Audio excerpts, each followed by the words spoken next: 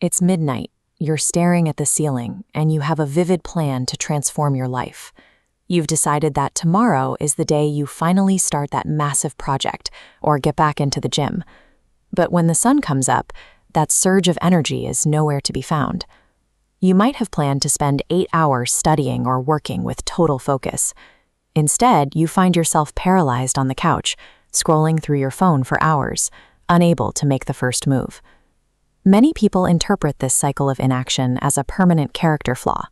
They label themselves lazy, assuming they simply lack the innate drive that successful people possess. This paralysis is actually a predictable neurological response to a perceived threat.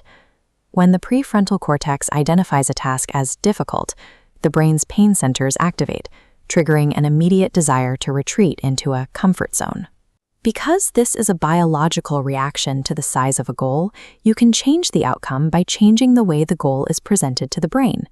This resistance is known as cognitive inertia. It functions like the physical law of motion. A body at rest requires external force to overcome its own weight and begin moving. This diagram shows how the brain calculates the mass of a goal. When you focus on a large objective, like topping a competitive exam, the brain registers that effort as physical pain. This spike in discomfort triggers a secondary pathway, pushing you away from the task and toward immediate relief. This feedback loop hijacks the decision-making process.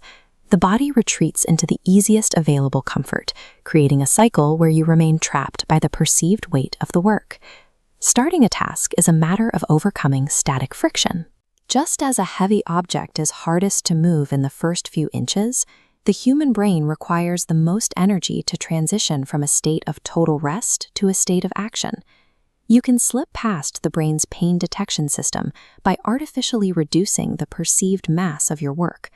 If the goal is to write a 200-page book, the brain sees a mountain and shuts down. If the goal is to write one single sentence today, the perceived pain of the task drops below the threshold of resistance. These small wins provide a measurable boost in confidence. By hitting a tiny target, you signal to your brain that the task is safe, allowing you to build a foundation for larger efforts later. Even with a small goal, the environmental friction of simply setting up your tools can prevent you from starting. You solve this by establishing physical routines that eliminate the need to make choices in the moment. For example, placing your running shoes directly next to your bed the night before removes the friction of searching for them in the morning. You bypass the decision-making process entirely. These structural routines create a runway. When you don't have to spend willpower on the setup, you save all your energy for the actual movement. The most energy-intensive part of any day is the exact second you move from a dead stop into action. The 2-minute rule addresses this by promising the brain that the effort will be incredibly brief. You aren't committing to an hour of work. You are committing to 120 seconds. This is the physics of a bicycle wheel. The highest amount of force is required for the very first rotation. Once that initial friction is broken, the wheel maintains its speed with very little additional input, leading to effortless gliding. Use this rule for hyper-specific starts.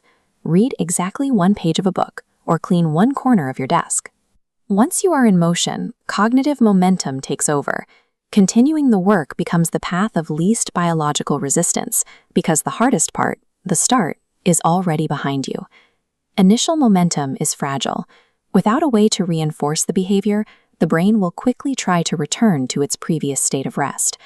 You can solidify the habit by pairing these small bursts of work with immediate rewards, like a favorite song or a brief, enjoyable activity. This diagram illustrates between initiation and pleasure.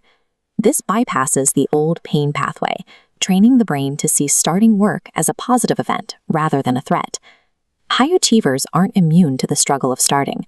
They simply build feedback loops, ensuring they rarely remain at a dead stop for long. Long-term dreams function like unlit fuel.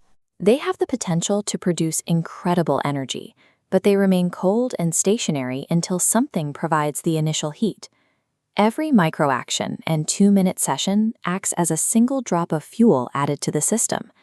These consistent actions create a compounding effect.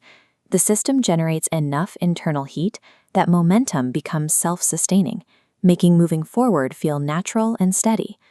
Stop waiting for perfect motivation. Pick one ridiculously small, frictionless step and take it right now. Your dreams are waiting for that first move.